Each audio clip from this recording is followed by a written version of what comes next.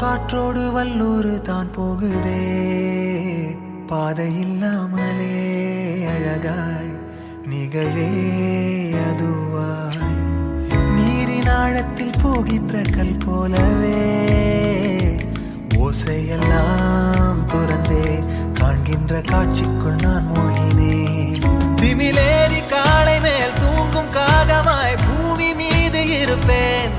புவி போகும் போக்கில் கை கோர்த்து நானும் நடப்பேன்.